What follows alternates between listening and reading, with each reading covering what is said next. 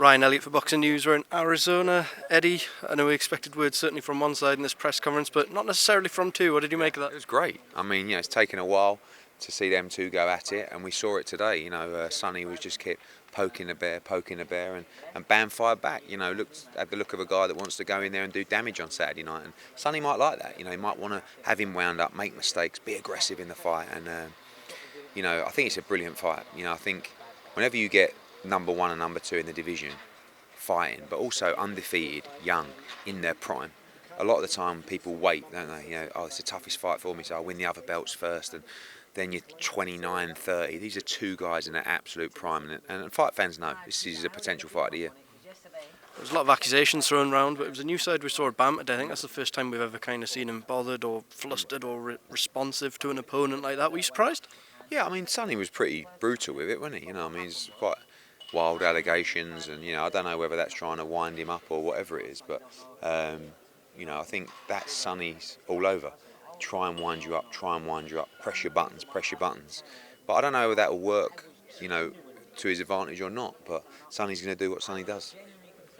I know everyone in this queue has been asking you for a prediction for this fight, but we were discussing this the other day. It's so hard to picture a very specific outcome, isn't it? I think anything could happen. It wouldn't surprise me if Sonny won every round. And it wouldn't necessarily surprise me if Bam walked him down and stopped him. I just don't know. The one thing I'll say is that both guys have never been in a fight like this before against this level of opposition.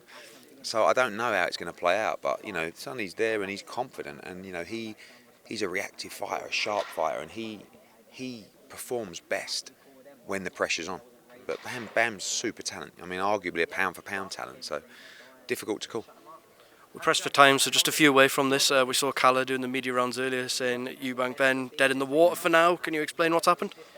Yeah, he couldn't do a deal with him. I mean, I think, Eubank saw the offers, just the huge money that he turned down. And, Conor was in, signed, agreed, waiting. Conor said to me, I don't think Eubank will take the fight. And I disagreed, but he was right. So now we have to go on, and I don't know what Eubank's going to do. He can never make money like that. But he's his own man, and we've got to focus on Conor Benn now, February the 3rd. He wants all the big fights, and it's going to be very difficult to make some of them, but he will fight February the 3rd, and we'll announce it next week. And there's a lot of fighters that we're talking to, negotiating with, and looking forward to seeing him back in the ring. Kind of name we're expecting. I've seen Mario Barrios floated around. Yeah, that might be the ideal opponent. Whether he'd take the fight, who knows? But there's a big plan for Conor Benn. This kid has got a huge ceiling in the sport. He's still young, but he wants the biggest fights now. He wants to fight Devin. We're negotiating an early stage for that fight. He wants to fight Tank Davis. He wants to fight Boots Ennis, and he will do.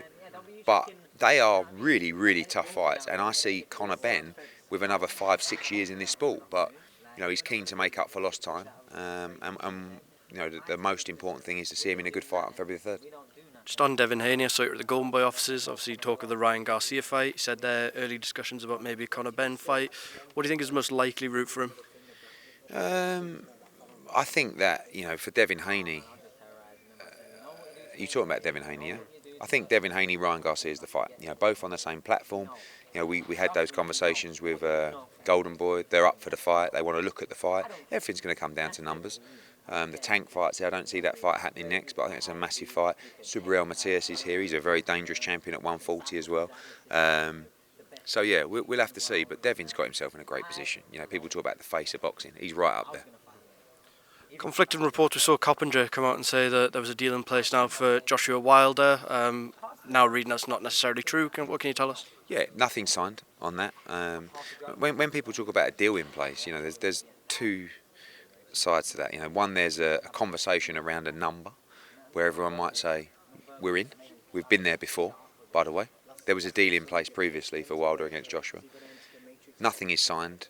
And our focus is on the Wallin fight. We'll work behind the scenes as we have been doing, and also on the ground when we get to Riyadh.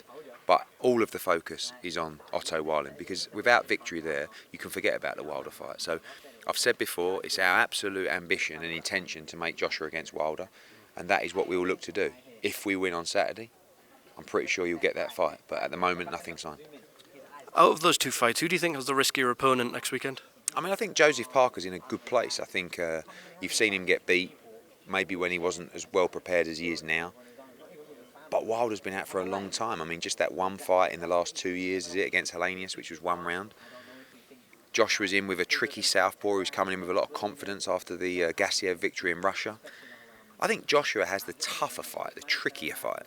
But if Wilder's not on it, and Joseph can get himself into that fight, I think he's got a great chance as well.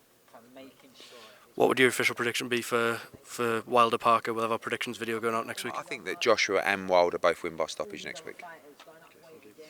You mentioned Subriel Matias, seen him floating around here. Some big fights to be made for him. Interesting in talking to his people? We've got so many 140s for him. I mean, we've got Liam Paro, we've got Jack Cattrall, we've got Richardson Hitchens, we've got Dalton Smith in a couple of fights, we've got Devin Haney.